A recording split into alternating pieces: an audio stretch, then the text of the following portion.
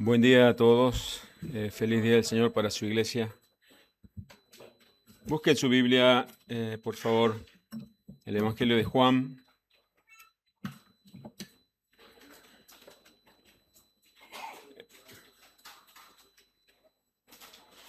El Evangelio de Juan, capítulo 2. Vamos a ir a la parte central de este servicio de adoración al Señor, en el cual entendemos y creemos que Él habla a su pueblo por medio de su palabra. El Evangelio de Juan, capítulo 2, versículo 13 al 25.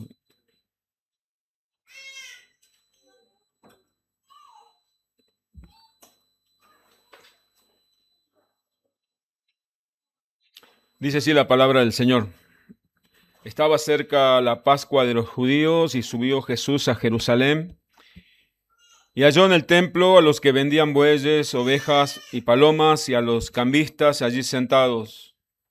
Y haciendo un azote de cuerdas echó fuera del templo a todos y las ovejas y los bueyes y esparció las monedas de los cambistas y volcó las mesas y dijo a los que vendían palomas, quitad de aquí esto y no hagáis de la casa de mi padre casa de mercado. Continúo leyendo. Versículo 17. Entonces se acordaron sus discípulos que está escrito, el celo de tu casa me consume. Y los judíos respondieron y le dijeron, ¿qué señal nos muestra ya que haces esto? Respondió Jesús y les dijo, destruid este templo y en 3 días lo levantaré. Dijeron luego los judíos, en 46 años fue edificado este templo y tú en 3 días lo levantarás. Mas él hablaba del templo de su cuerpo. Por tanto, cuando resucitó de entre los muertos, sus discípulos se acordaron que había dicho esto y creyeron la escritura y la palabra que Jesús había dicho. Versículo 23 al 25. Estando en Jerusalén en la fiesta de las Pascuas, muchos creyeron en su nombre, viendo señales que hacía, pero Jesús mismo no se fiaba de ellos porque conocía a todos y no tenía necesidad de que nadie le diese testimonio de los hombres, pues él sabía lo que había en el hombre. Oremos al Señor. Muchas gracias, Señor, por tu palabra. Te ruego, Señor, que tu palabra sea el medio por el cual tu nombre sea exaltado primero y también que en esa exaltación de tu nombre nuestras vidas sean examinadas por la luz de tu palabra porque tú sabes, Señor, qué es lo que hay en el corazón de cada uno de nosotros. Tú sabes si fuimos salvados, recibimos esa gracia de salvación, como tú sabes también, Señor, si solamente hemos conocido y te hemos conocido intelectualmente solamente. Danos entendimiento, Señor, de tu palabra, santifícanos. Así como purificaste el templo, te ruego que purifique nuestras vidas, purifica esta iglesia, Señor. En el nombre de Cristo. Amén.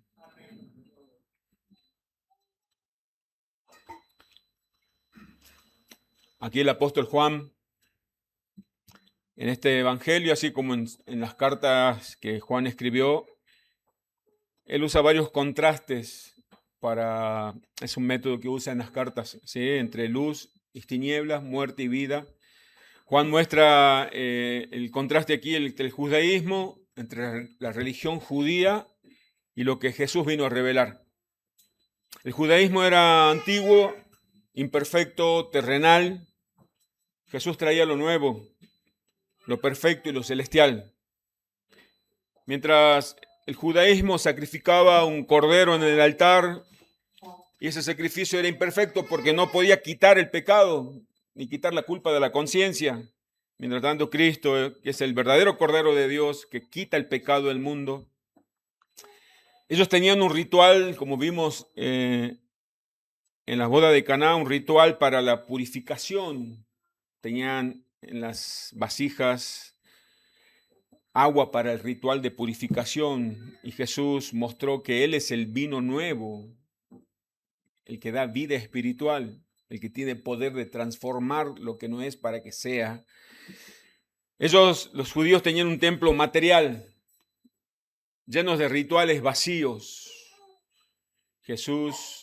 Juan nos muestra que Jesús es el verdadero templo de Dios. Ellos celebraban las Pascuas recordando la liberación de Egipto. Jesús es la verdadera Pascua que trae verdadera liberación de la esclavitud del pecado.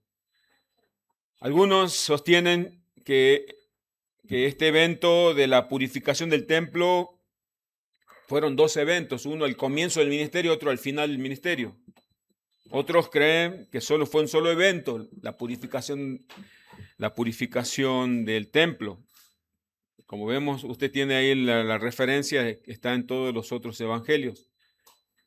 Lo cierto, y si tenemos que tomar una postura, la postura es que solamente fue un evento, la purificación del templo, que el evangelio y el apóstol Juan en su evangelio lo ubica al principio, no por razones, no solo la cronología, sino tiene una razón teológica. Primero él quería mostrar lo que hizo Jesús, purificó el templo. Porque en esa purificación mostró la condición en la que se encontraba el pueblo de Israel. Se encontraban perdidos en ritos vacíos, sin sentidos, como puede pasar con la iglesia de este tiempo también. La iglesia, como Israel pensaba que ellos hacían sacrificio a Dios, Israel pensaba que ellos estaban bien con Dios, y Jesús vino a mostrar lo que verdaderamente estaban ellos, cómo estaban verdaderamente. Lo mismo puede pasar con la iglesia. Podemos pensar que venimos a adorar a Dios, que cantamos y adoramos a Dios, que somos hijos de Dios, pero no importa lo que nosotros pensemos o creamos, sino lo único que importa es qué es lo que dice el Señor, el dueño de la iglesia, el Señor Jesús. Entonces Jesús muestra el celo por la verdadera adoración. Versículos 13 y 14 nuevamente lo leemos para entrar al primer punto. Estaba cerca la Pascua de los judíos y subió Jesús a Jerusalén y halló en el templo a los que vendían bueyes, ovejas y palomas y a los cambistas allí sentados. Aquí Juan describe esa situación, esa escena, que era la Pascua judía, una fiesta clave e importante para la nación judía. Esta mañana el hermano en la lectura inicial, no sé si usted tuvo tiempo y llegó a tiempo, escuchó, decía que 3 veces debían subir y presentarse delante de Jehová, todo varón. Bueno, una de esas veces era la Pascua, cuando todos acudían a Jerusalén a adorar a Dios, todos iban al templo, una multitud iba al templo. Era una fiesta clave para el pueblo de Israel, pero también el Señor, como Él nació bajo la ley, se sometió bajo esa ley, Él también fue a ese templo.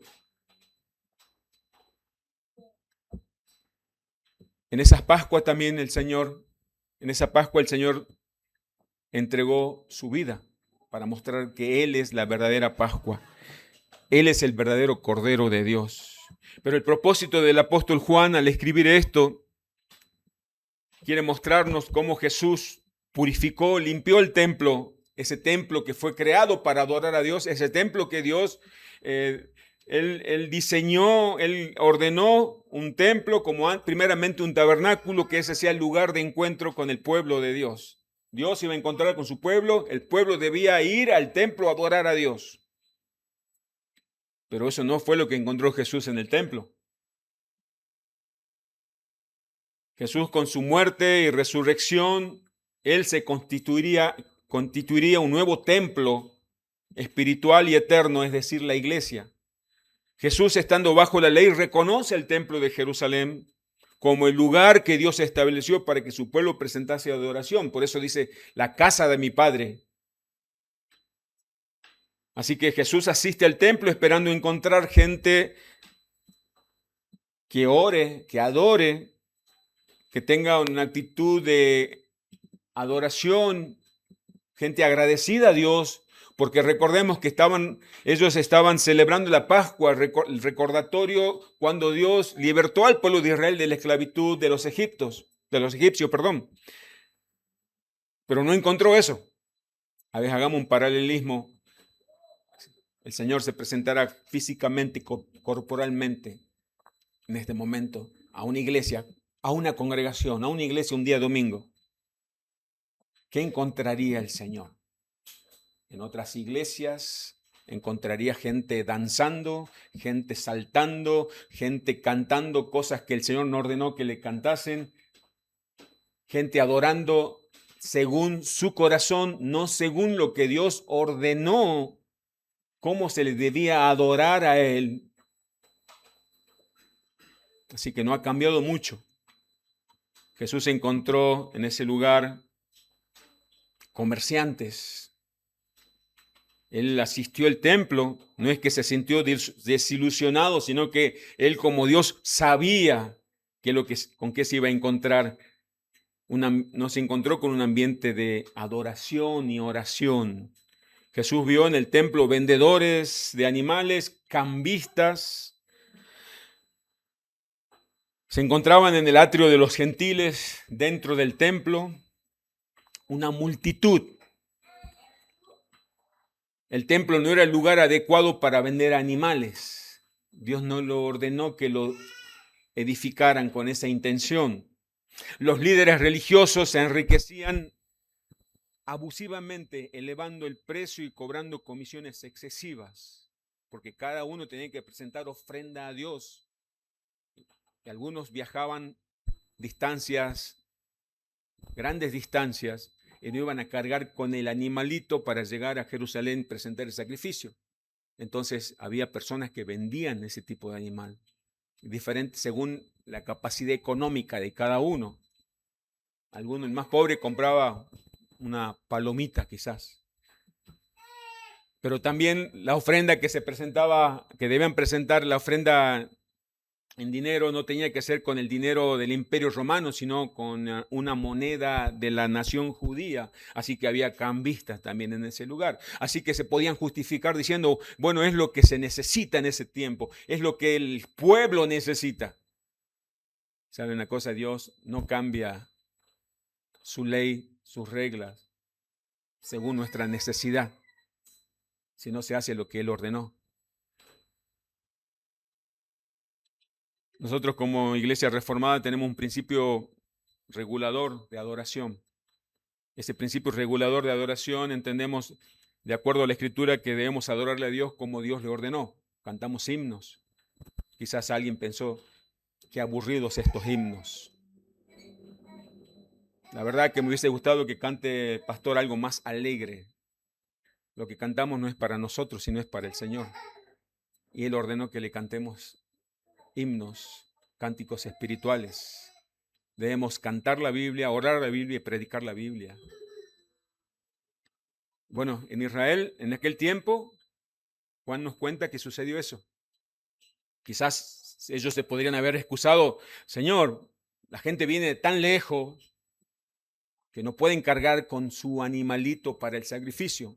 Es por eso que pusimos dentro del templo, en los atrios, no en el lugar santo, ni en el lugar santísimo, sino en el patio, personas que vendieran animales para el sacrificio, cambista para que el pueblo pueda ofrendar de acuerdo a lo que los líderes religiosos de aquel tiempo habían establecido. Estaban haciendo un negocio en la casa del Señor. Versículo 15.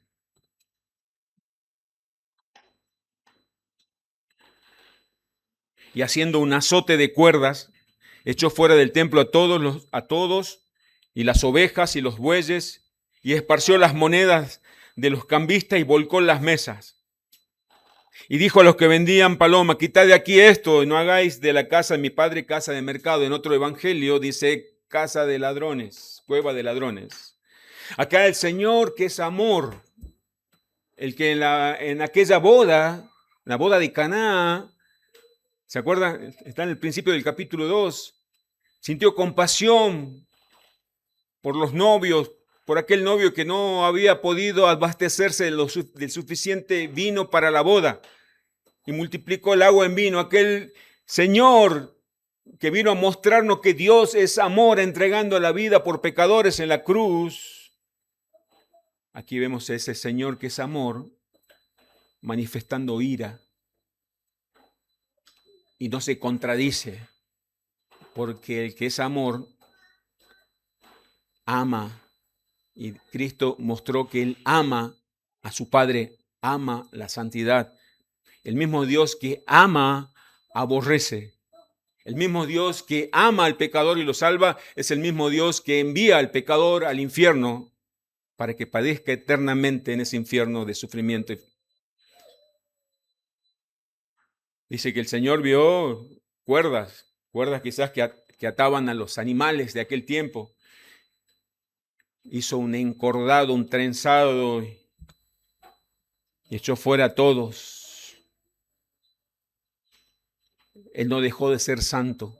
Esa ira que manifestó el Señor es una ira santa.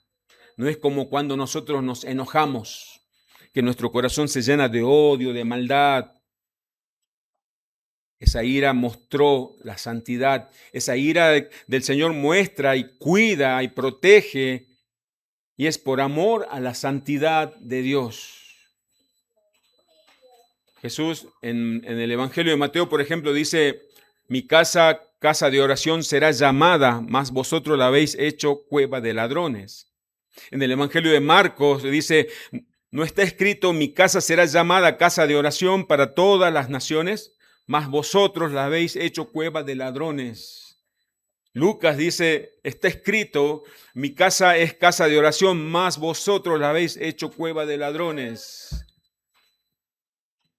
La iglesia en este tiempo es la casa de Dios, así lo dice el apóstol Pablo en la primera carta a Timoteo 3:15. No, es que de acuerdo al corazón. No es de acuerdo al corazón caído y perverso que todos tenemos. No lo digo yo, lo dice Dios. El templo es la casa de mi Padre, dijo el Señor, y también es su casa. Por eso el Señor con esto nos muestra que Israel, el pueblo judío, no mantuvo reverencia y solemnidad. Reverencia y solemnidad delante de la presencia de Dios. Todo lo que no es adoración es ofensivo para Dios. Toda falta de solemnidad es una ofensa para Dios. Y esto también se aplica en este tiempo en el Nuevo Testamento. Todo lo que no es adoración es ofensivo para Dios. Todo lo que tiene una falta de solemnidad y temor reverente es ofensivo para Dios. Habacuc dice, les leo, Habacuc 2:20 dice, mas Jehová está en su santo templo, calle delante de él toda la tierra. Ahora deberíamos preguntarnos nosotros con más luz, porque tenemos todo el canon bíblico a nuestro alcance. Todo lo que hacemos nosotros cuando nos reunimos y estamos delante de la presencia de Dios en la iglesia, ¿es adoración? Todo lo que usted hace. Sí, cuando también toma el celular y se pone a revisar unas redes, algo, no sé. Todo lo que hacemos delante mientras escuchamos la palabra, ¿es adoración? Pastor, no sea legalista, quizás alguien me pueda decir.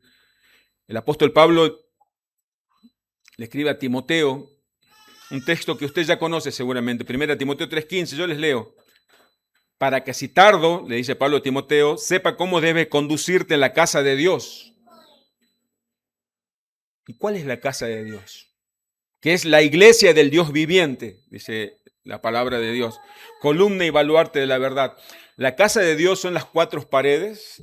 Bueno, las cuatro paredes, es el lugar donde nos reunimos, pero si un día no tenemos como para seguir pagando el alquiler de este lugar y nos tenemos que reunir en un baldío, seguimos siendo la casa de Dios nosotros.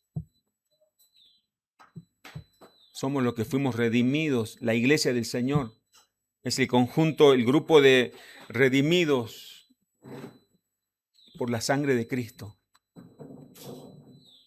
Dios regula nuestro comportamiento, nuestra conducta, lo hace por medio de su palabra. Dios sabe que nuestro corazón es engañoso. No debemos dejar lugar a decir, bueno, yo creo, yo pienso que esto está bien. El Señor quiso mostrarle con esta actitud, corriendo, volcando las mesas, que a pesar de cumplir, a pesar de que ellos estaban creyendo que estaban cumpliendo con un rito de adoración, pero realmente no estaban adorando a Dios de corazón. El Señor quiso mostrarle que ellos reemplazaron la obediencia por simples y comunes ritos. A veces podemos nosotros caer en esto también. Por ejemplo, venir el domingo puede ser un simple rito. Hoy es domingo, tengo que. Venimos en automático, venimos, nos sentamos, ni escuchamos y nos vamos, ya cumplí. Obediencia de corazón. Porque Dios es quien determina cómo se le debe adorar. Versículo 17 del Evangelio de Juan, capítulo 2. Entonces se acordaron sus discípulos que está escrito, el celo de tu casa me consume. Al verlo al Señor Jesucristo, yo calculo que habrá sido la primera vez que lo habrán visto enojado al Señor.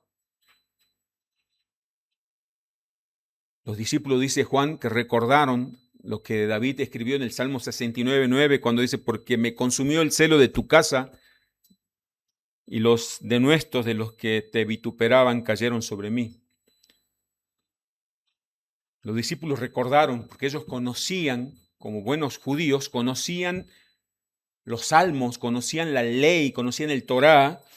Cuando David escribió esta parte del Salmo 69, era porque David fue perseguido debido al celo por la casa de Dios. O sea, el celo por la santidad de Dios, el celo por la casa de Dios, el celo por las cosas de Dios, trae persecución. Los discípulos no se temieron que las acciones del Señor Jesucristo provocaran una persecución similar. Han dicho, uy, ¿qué estás haciendo, Jesús? Ahora te van a perseguir. Y efectivamente eso pasó. Hagamos una aplicación. Nosotros vivimos en una cultura pluralista, relativista, inclusivista, donde en el altar del falso amor se sacrifica la verdad, en el altar del falso amor se sacrifica la sana doctrina, porque se procura evitar toda clase de confrontaciones. No, yo no voy a confrontar. ¿Vos crees en Cristo, entonces sos mi hermano? Dame un abrazo, sos mi hermano. Aunque tengo una doctrina totalmente antibíblica, porque no quiero confrontar. ¿Por qué? Porque debo amarle, ese es un falso amor. Acá vemos que el Señor Jesucristo, nos imaginemos a otro Señor Jesucristo como un cristiano tipo de este tiempo. Ay, bueno, pero están adorando, hacen lo posible. Bueno, hay vendedores de animalitos, bueno, porque también este está brindando un servicio al pueblo de Dios. Ah, mira el cambista, qué buena labor, lo felicito, gracias por facilitar a los hermanos que vienen de tan lejos, porque Él es amor. Nosotros decimos que nos queremos confrontar con la verdad por amor, por eso es falso amor. A veces nos queremos corregir porque tenemos miedo a ofender. En la iglesia a veces no se quiere disciplinar por temor a parecer malo. Evangélicos, aún cuando muchos se identifican como reformados, procuran solamente anunciar la verdad. Para anunciar la verdad sí podemos ser buenos, pero no somos buenos ni capaces de confrontar la mentira. Acá vemos al Señor Jesucristo confrontando la mentira. Confrontando la mentira. ¿Qué pasa si no confrontamos la falsa adoración en iglesias falsas? No estamos siendo parecidos al Señor. No estamos confrontando a falsos cristianos. No estamos confrontando a falsos pastores. Aquel que dijo, vengan a mí, a los que están cansados, el Señor Jesucristo en Mateo 11:28 dijo, vengan a mí todos los que estén cansados y trabajados y yo les daré descanso para su alma. Aquel mismo Señor Jesucristo es el que expulsó a los falsos. Aquel mismo que llamó también expulsa.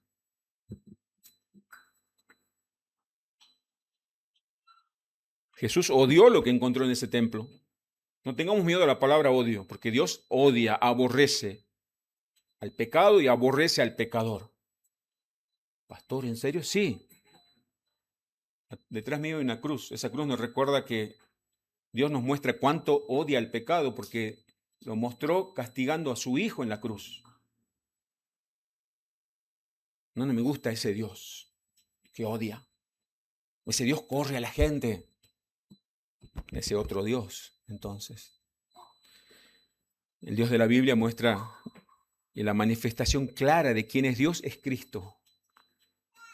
Jesús mostró que aborreció lo que encontró en ese templo y lo hizo con gran energía moral. No fue tibio el Señor. Dijo, bueno muchachos, yo creo que no está bien lo que están haciendo. No digo que nosotros hagamos lo mismo, pero tenemos que ser confrontativos. Confrontar la mentira, confrontar la falsedad.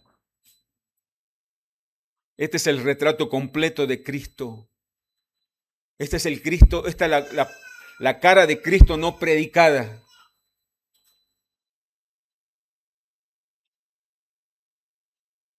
No, ¿cómo voy a decir que el Señor odia el pecado? Vamos a torcer la Escritura. Dios ama al pecador. Nunca dice eso la Biblia. La iglesia del Señor está siendo profanada hoy en día por falsas doctrinas, falsos líderes religiosos, falso amor, falsa unidad, falsa música de adoración, falsas predicaciones. La iglesia del Señor está siendo guiada por falsas o humanas estrategias para extender el reino de Dios. Todo es válido bajo el título de la buena intención. Esto nos confronta a nosotros. Me confronta a mí como pastor. Entonces, ¿qué tenemos que hacer? Comencemos por purificar nuestra vida, no mirando a los otros. Saquemos nuestra vida todo lo que no esté de acuerdo a la voluntad perfecta de Dios, de nuestras actitudes, de nuestro comportamiento. Sí, de aquello que nosotros decimos que no está mal. Según nosotros no está mal. Pero según el Señor, no está mal. No está mal la fornicación. Porque hay amor. Pero Dios no dice lo mismo. Esto no es popular, lamentablemente. El Señor fue perseguido, David fue perseguido, ya 1200 años antes lo persiguieron a David por manifestar el celo por la casa del Señor. Saquemos de nosotros, la aplicación práctica a lo que estamos viendo es que debemos sacar de nosotros, que somos templo de Dios, cada uno de nosotros, todo lo que no le agrade al Señor. O si no, Él vendrá también con un azote y va a volcar todos nuestros planes, los va a derribar. Saquemos de nuestras congregaciones todos aquellos que causa ira de Cristo, la ira de Cristo también. Ese es el compromiso que tenemos todos. Jesús mostró la autoridad sobre su templo. Jesús muestra su autoridad sobre su iglesia. Versículo 18, entramos al segundo punto de esta exposición.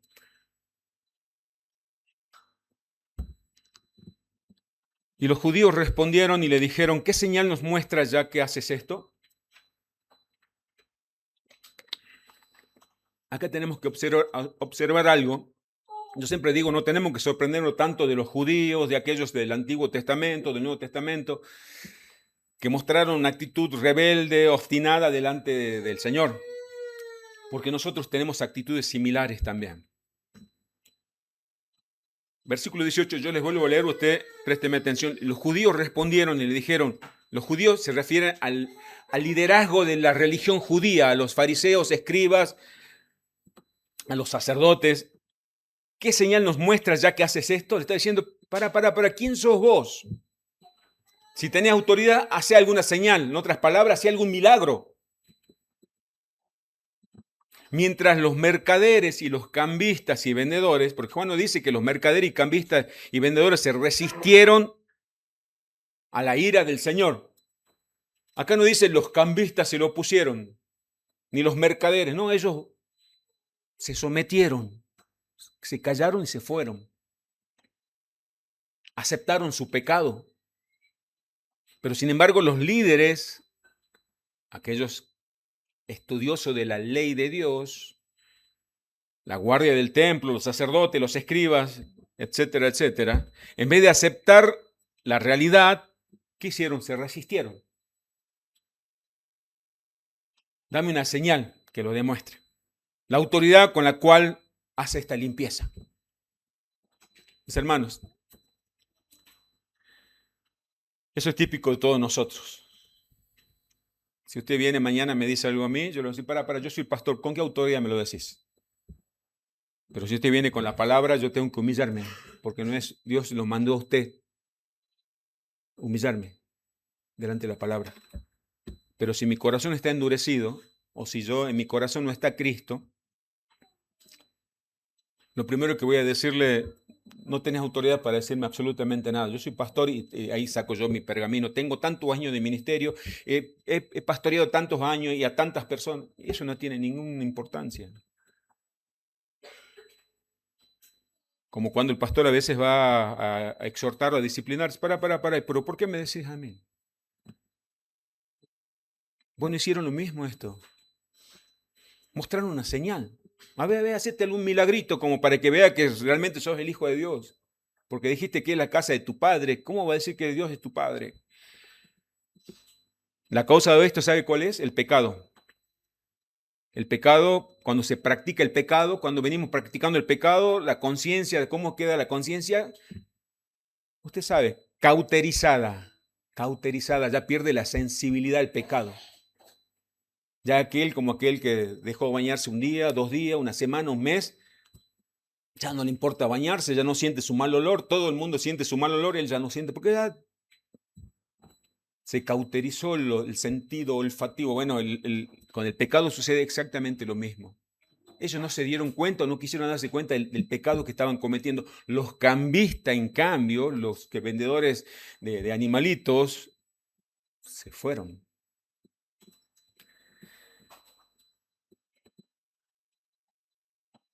Ellos pedían una señal.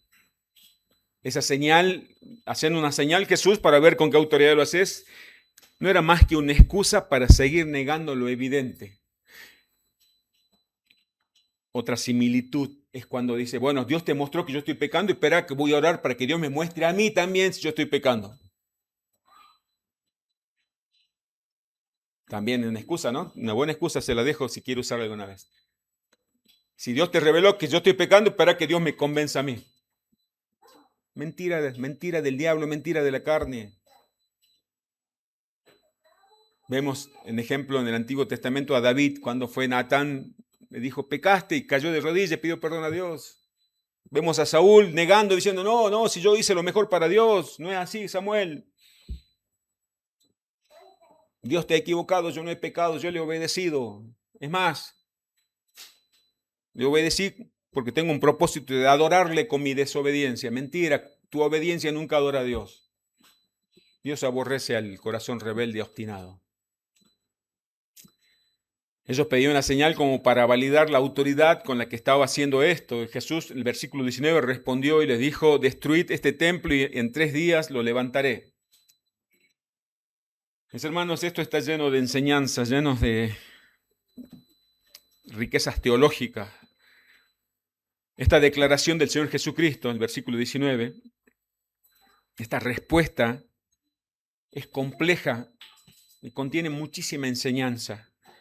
Aquí el Señor Jesús se refirió de manera enigmática a la resurrección.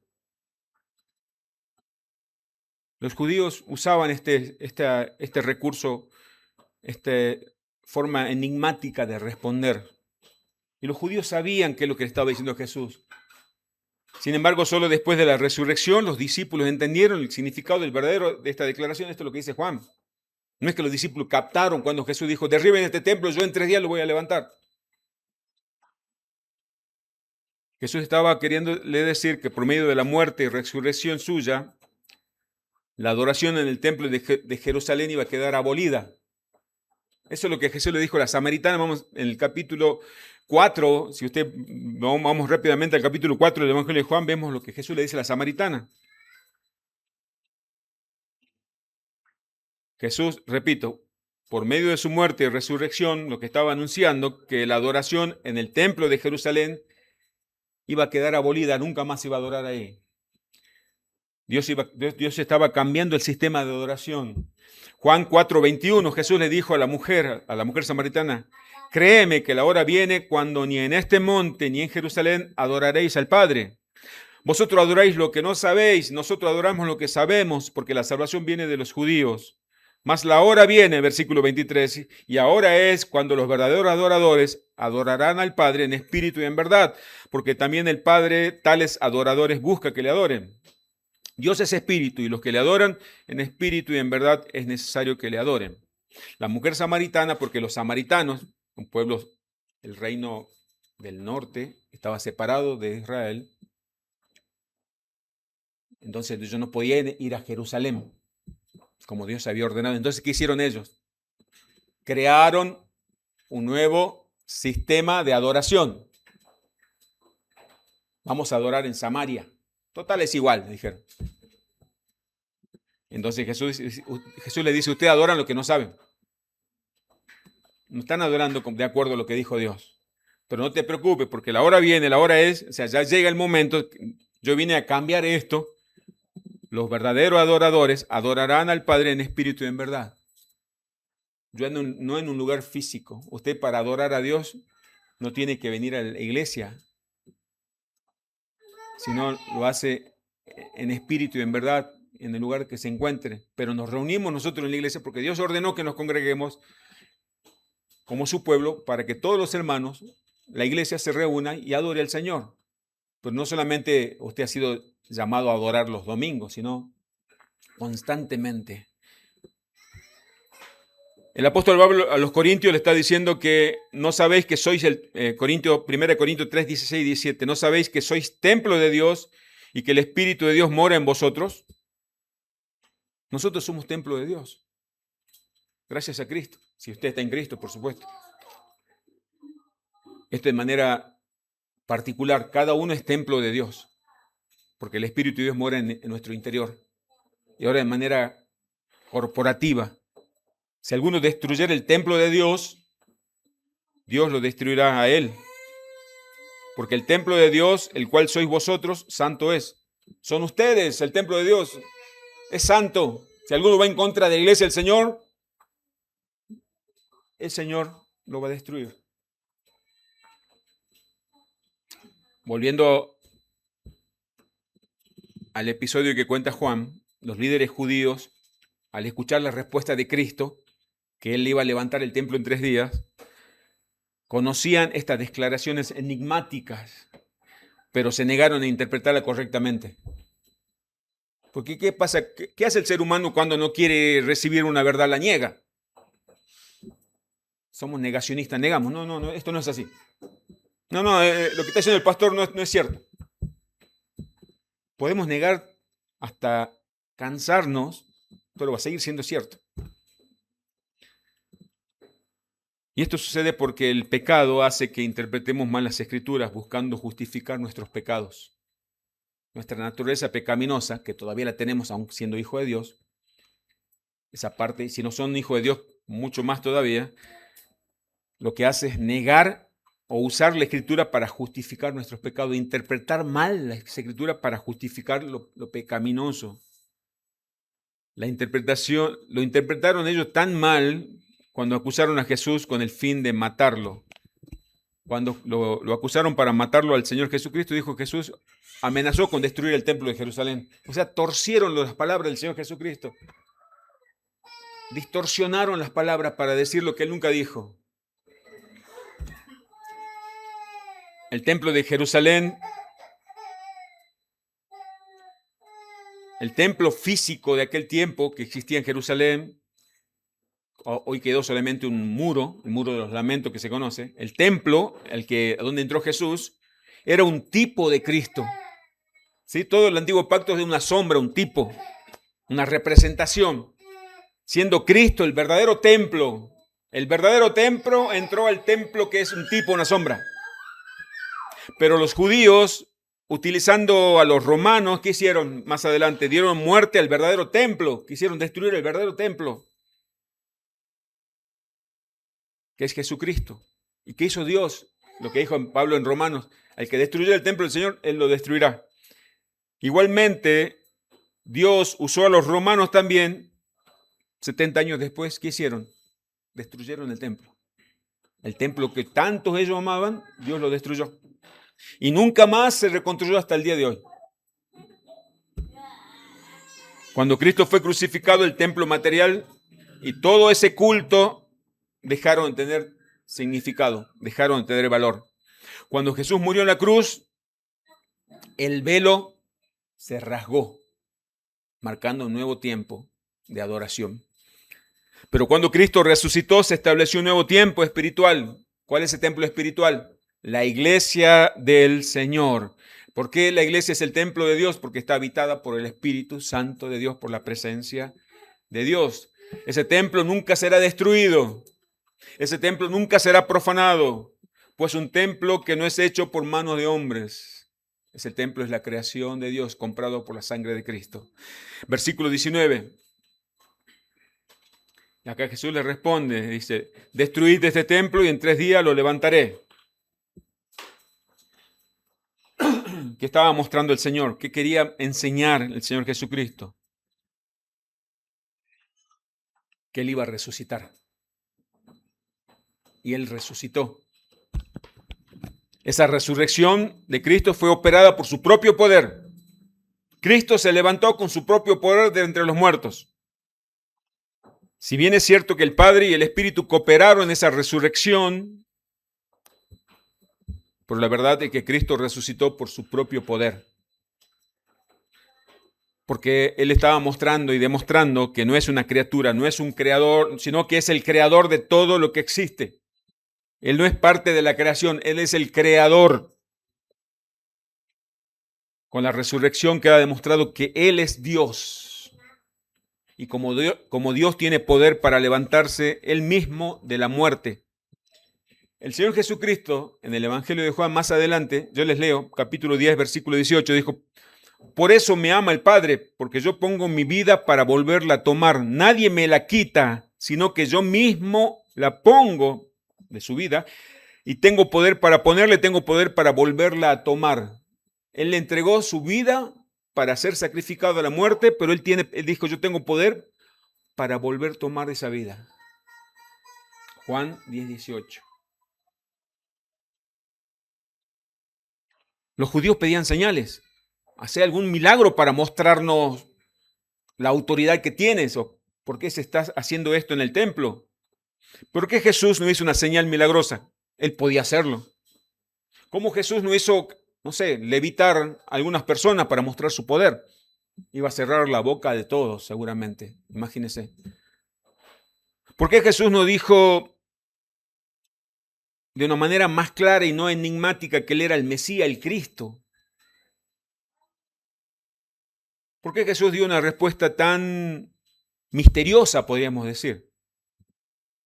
Porque la manera de actuar de nuestro Señor con los hombres nunca fue forzar a la convicción de ellos. A veces nosotros queremos convencer.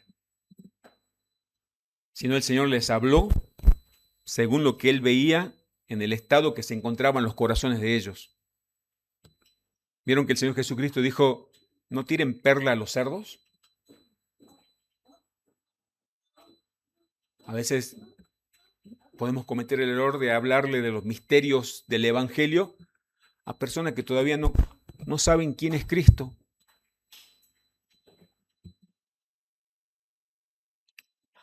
El proverbio dice, responde al necio como merece su necedad, para que no se estime sabio en su propia opinión. Señor, mostrarnos hacer alguna demostración de poder para que te creamos. Bueno, ya que me lo pediste, voy a hacerlo. Es responder al necio de acuerdo a su necedad. Ay, mostrame que la Biblia fue escrita por hombre, no por hombre, sino por Dios. ¿Saben cómo comienza la Biblia? En el principio Dios creó los cielos y la tierra. Punto. No dice, yo soy Dios, tengo poder para crear. No.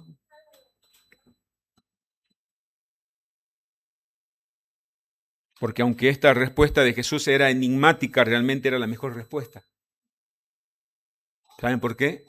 Porque la señal más grande de la autoridad de Cristo como el Hijo de Dios era su propia resurrección. Porque Moisés hizo milagros con el poder de Dios. Abrió el mar rojo. Elías, Eliseos, los apóstoles hicieron milagros. Pero ninguno de ellos se levantó de la tumba. Ninguno de ellos resucitó por su propio poder. Por lo tanto, cuando los discípulos predicaban el Evangelio, ¿qué hacían? Proclamaban a Jesucristo crucificado, pero también a Jesucristo que había resucitado. No se compara a ningún otro sabio ni gurú de algún tiempo. No se compara a Mahoma, no se compara a Buda, no se compara a nadie. Ninguno de ellos resucitó.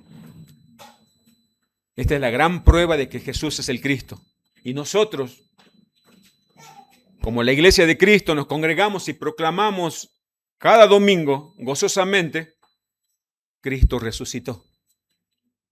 Es por eso que nos reunimos, adorando y agradeciendo que Cristo resucitó.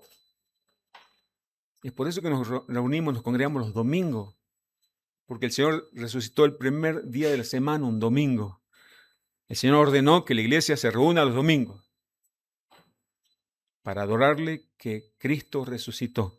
Otra evidencia de la ceguera espiritual, en el versículo 20 vemos, le invito a que pueda ver el versículo 20 para que veamos otra evidencia de la ceguera espiritual de los líderes judíos. Dijeron luego los judíos, en 46 años fue edificado este templo y tú en 3 días lo levantarás. No comprendieron el significado espiritual de las palabras del Señor Jesucristo. Ellos solamente tenían en su mente el templo físico. El templo mencionado ha sido construido en 46 años. ¿Cómo puedes decir que lo vas a edificar en 3 días? ¿Y tú en 3 días lo levantarás? Esta respuesta de los judíos que está entre signo de interrogación, ¿y tú en 3 días lo levantarás? Era un evidente escarnio, era una burla. Era como cuando le dijeron, si eres hijo de Dios, bájate de la cruz y sálvate a ti mismo. Era lo mismo cuando nos dicen a nosotros, si sos hijo de Dios, ¿por qué estás llorando entonces? Los judíos amaban tanto ese templo que tenían puesta solamente la esperanza en ese templo físico. Amaban tanto el templo de piedra que rechazaron el verdadero templo de Dios. Pero Dios mismo se encargó de destruirlo.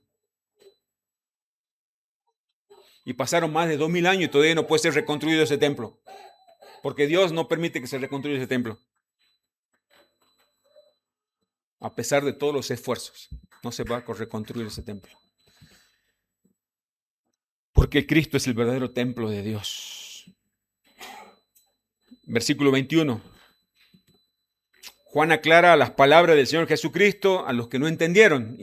Y pone en el Evangelio, en versículo 21, más Él hablaba del templo de su cuerpo, dice.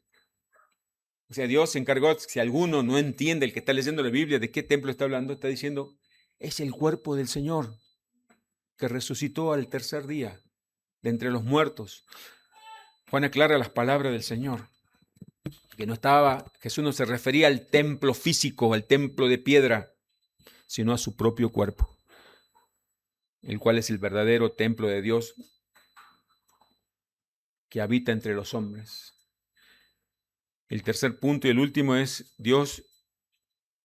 Cristo muestra la gloria de su omnisciencia como Dios, que es la omnisciencia, el conocimiento pleno, infinito. Versículo 22. Por tanto, cuando resucitó de entre los muertos, sus discípulos se acordaron de que había dicho esto y creyeron la escritura y la palabra que Jesús se había dicho. Versículo 23 al 25. Estando en Jerusalén en la fiesta de la Pascua, muchos creyeron en su nombre, viendo las señales que hacía. Pero Jesús mismo no se fiaba de ellos, porque conocía a todos. Y no tenía necesidad de que nadie le diese testimonio del hombre, pues él sabía lo que había en el hombre. Juan dijo que Jesús es la luz de todos los hombres al comienzo del Evangelio, en el capítulo 1, versículos 4 y 5. Y esta es la luz que resplandece de entre las tinieblas. Bueno, esa luz examina lo que hay en el interior de cada uno de los hombres, de los seres humanos. Cristo vino a mostrar a la humanidad y Cristo se presentó en ese templo y delante de todo el pueblo de Israel para decirle que en el estado que se encontraban ellos. Cuando se presenta el Evangelio, ¿qué hace el Evangelio? Que es el Evangelio de Cristo. Y el Espíritu Santo muestra la condición en la que se encuentra el ser humano. ¿Por qué? Porque nosotros, los seres humanos, no estoy hablando de otro tipo de personas, sino el ser humano, por nuestro engañoso corazón vivimos confiados en sí mismo, así como usted está confiadito en sí mismo. Usted está creyendo que usted es el mejor de todos. ¿Por qué? Porque viene a una iglesia.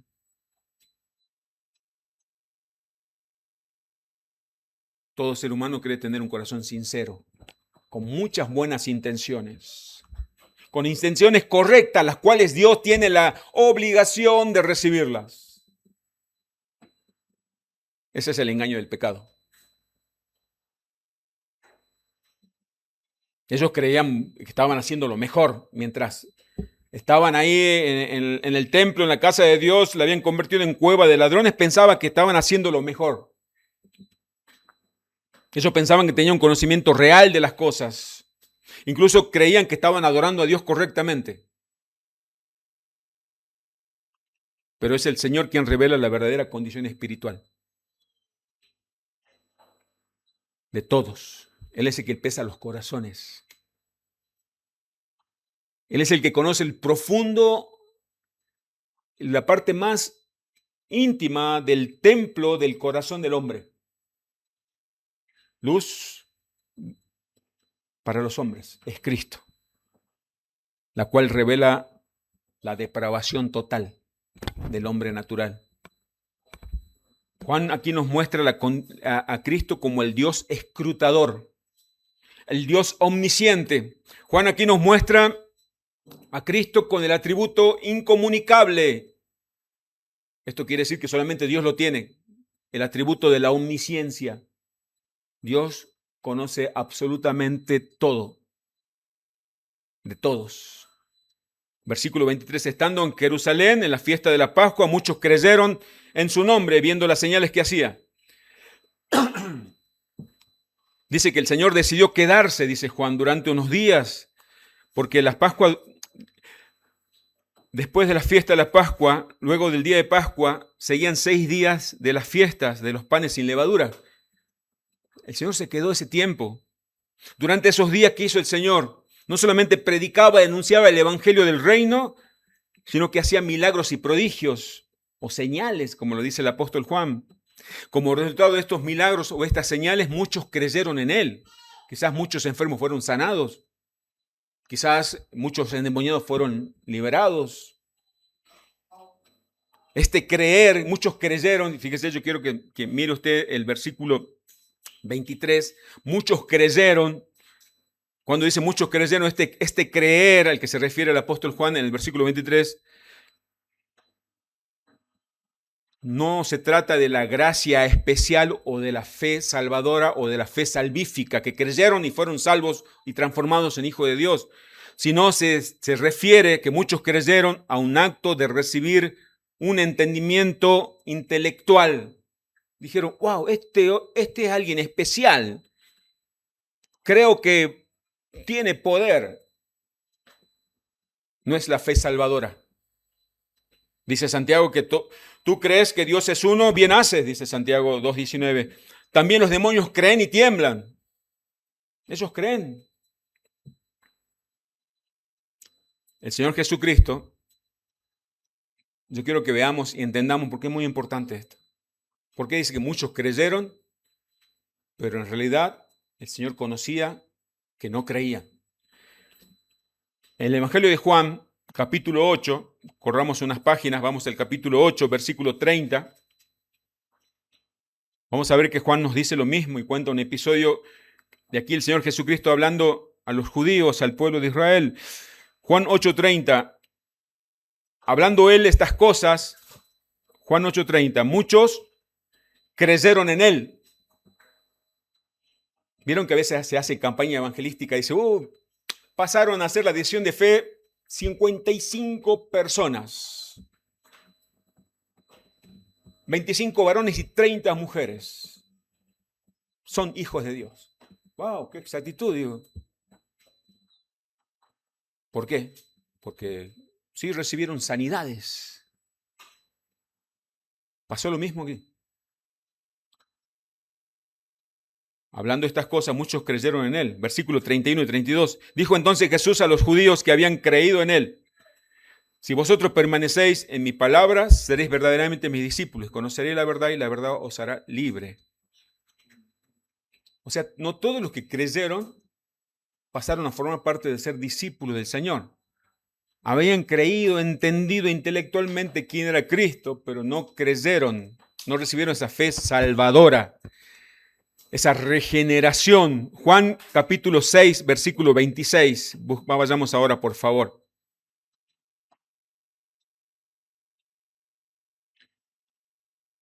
Juan 6, 26 es una parte que cuenta después que el Señor multiplicó panes y peces. Una multitud fue alimentada por ese milagro del Señor. Y esa multitud comenzó a seguirle al Señor porque quería seguir comiendo gratis.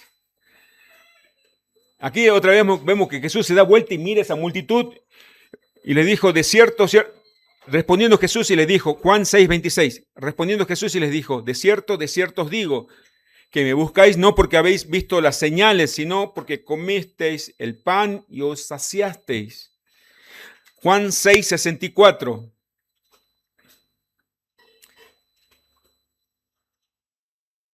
Juan 6, 64. Pero hay algunos de vosotros que no creen.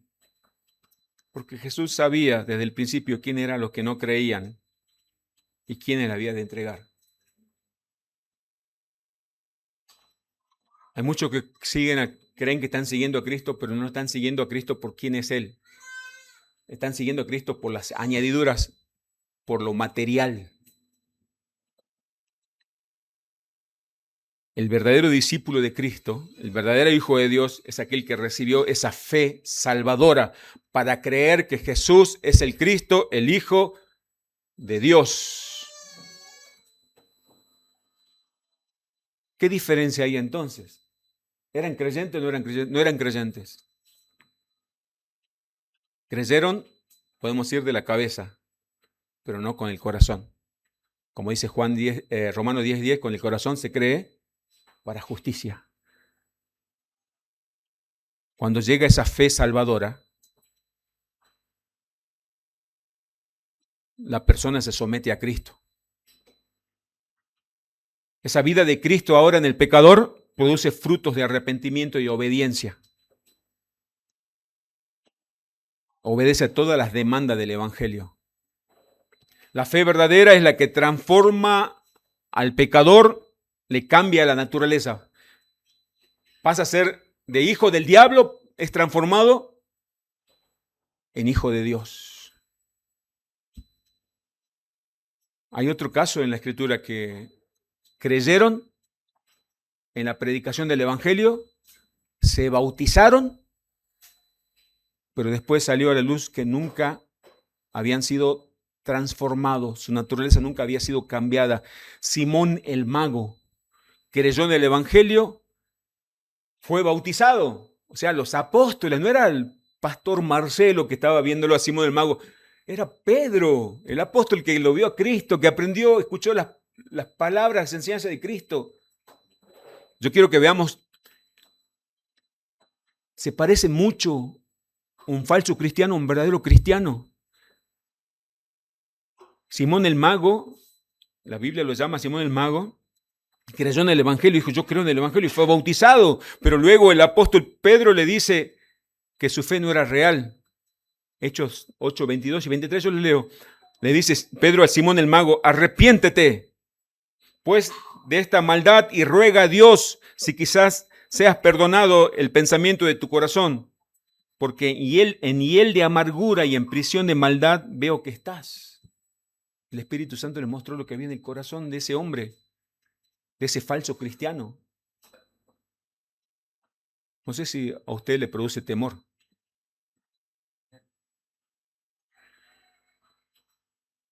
¿Cristo es tu Señor? ¿Cristo es tu Señor? ¿Cristo es tu Señor? ¿Estás siendo seguidor de Cristo o seguidor de hombre?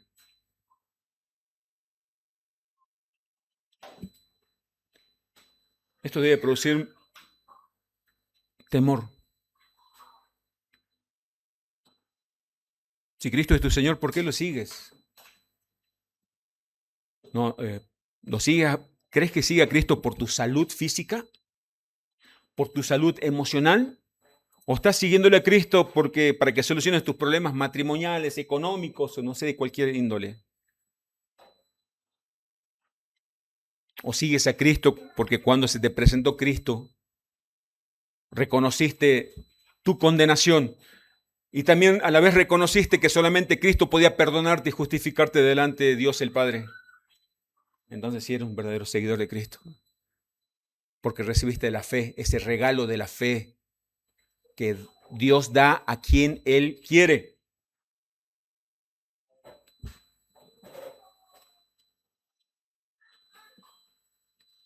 ¿Por qué crees que eres un hijo de Dios?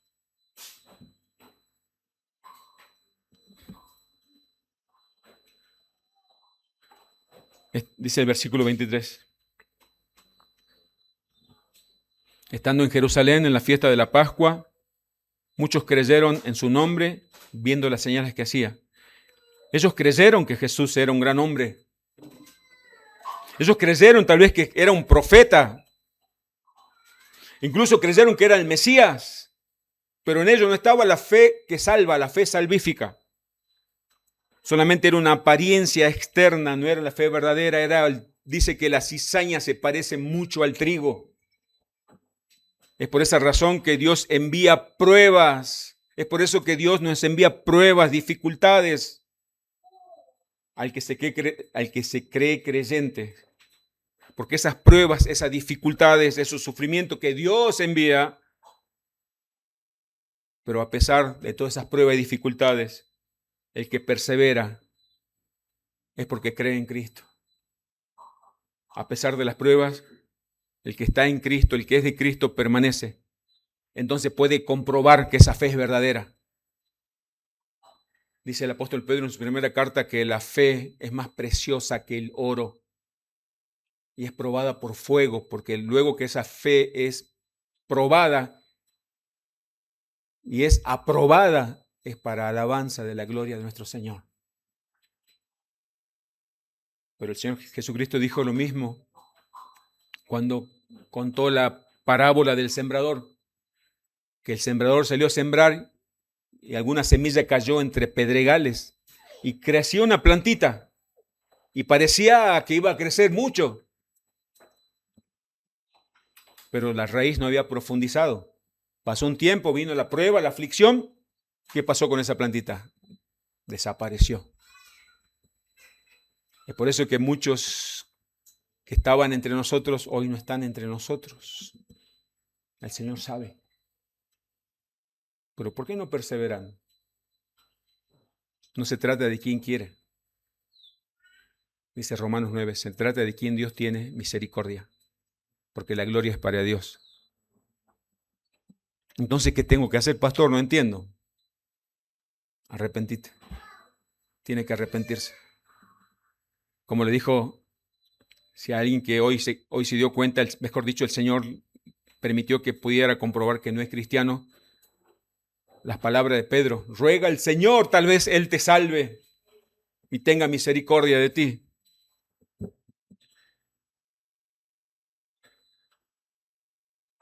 Es por eso son las pruebas, mis hermanos. No es para que el Señor compruebe, sino para que nosotros mismos comprobemos que estamos en Cristo. Versículo 24, pero Jesús mismo no se fiaba de ellos, porque conocía a todos, Él conoce a todos. ¿Se acuerdan en el Evangelio de Juan, Mateo 7, luego Sermón del Monte 7, 23? Muchos en aquel tiempo me dirán, Señor, Señor, apártate de mí, hacedor de maldad, porque yo no te conozco. Qué triste realidad es la que muestra acá Juan en el versículo 24, pero Jesús mismo no se fiaba de ellos porque conocía a todos. ¿Por qué triste realidad de pensar que muchos en aquel tiempo creían que eran, pero en realidad no eran? Qué triste realidad también la de este tiempo, cuando muchos creen que son, cuando en realidad no lo son. Y yo no estoy acusando absolutamente a nadie aquí porque yo no tengo la capacidad ni la omnisciencia de Dios, sino que estas palabras y esta exhortación es de amor, para que no se siga engañando si no está en Cristo. Muchos creyeron en Él, pero Cristo no creía en ellos, no se fiaba de ellos. Quizá en este tiempo también muchas iglesias estén llenas de gente que cree en Cristo, pero Cristo no cree en ninguno de ellos. Dice que el Señor no se fiaba de ellos.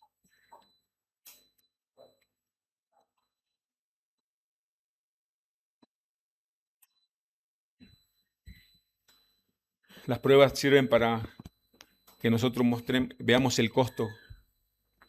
El costo. Así como David fue perseguido, Cristo fue perseguido. El que tiene la fe verdadera tiene ese celo santo también. Y por supuesto que va a ser perseguido también. Cuando Jesús dice que Jesús no se confiaba en ellos, es decir, que no podía encomendar su causa a ellos. El Señor no podía encomendar su causa, su evangelio a ellos. No confiaba en ellos. Estas son las mismas personas que decían creer en Él, quienes cuando Jesús entró triunfalmente a Jerusalén, exclamaron, Hosana al Hijo de David, bendito que viene el nombre del Señor. Días después, fueron los mismos que con el mismo fervor gritaron, crucifíquenle, crucifíquenle. Son los mismos que hoy pueden estar aquí cantándole al Señor, pero mañana le estén negando al Señor. Son los mismos que puedan decir que aman a Cristo, pero en realidad aman al mundo. Jesús no se fiaba de ellos. No es que el Señor se sorprendió. Pensé que eras mío. No humanicemos tanto a Dios. Versículo 25. Juan dice que Cristo, y no tenía necesidad de que nadie le diese testimonio de los hombres, pues él sabía lo que había en el hombre. Otra evidencia de la divinidad del Señor Jesucristo es el atributo incomunicable de la omnisciencia. El sabio Salomón dijo en Reyes 8, yo les leo por cuestión de tiempo solamente, 1 Reyes 8:39, porque solo tú conoces el corazón de todos los hijos de los hombres, decía Salomón a Dios, porque solamente Dios conoce el corazón de todos los hombres. Y aquí Juan dice que Cristo conocía el interior de todos los hombres. No hacía falta que nadie le dijese algo de alguien. Aunque nosotros los pastores no conocemos los corazones de los hombres, muchas veces abrimos los brazos y recibimos como miembros de la iglesia personas que aparentan llevar una vida de piedad, una vida convertida. Somos falibles. La membresía no es infalible. Cristo es el príncipe de los pastores. Vieron que a veces pensamos que somos de Cristo. ¿Por qué? Porque Isaac, acá el Señor. Cristo, el príncipe de los pastores, el Señor, el dueño, el único dueño de la iglesia, el Señor Jesucristo, conoce, dice, los corazones de todos. ¿Eso es bueno o es malo? ¿Saben cómo lo aplico yo? Permítanme. Yo digo, a pesar de lo que soy, Él me ama. A pesar de lo que somos, Él nos ama.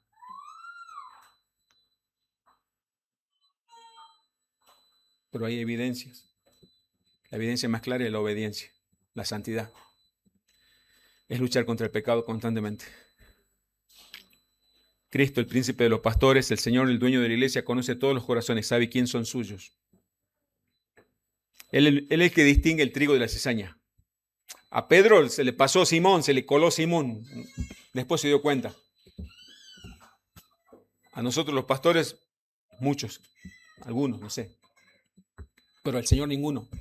Él sabe y conoce. Eso tiene que provocar un temor reverente.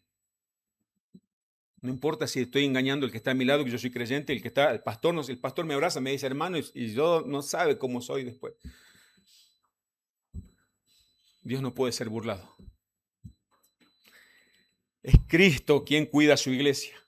Es Cristo quien prometió edificar a su iglesia. Es Cristo, mis hermanos, el dueño de la iglesia, quien purifica su iglesia, así como purificó el templo.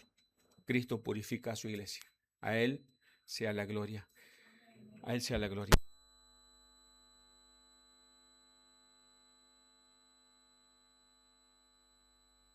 El pastor pasa a orar por las ofrendas, pero como tenía que ver este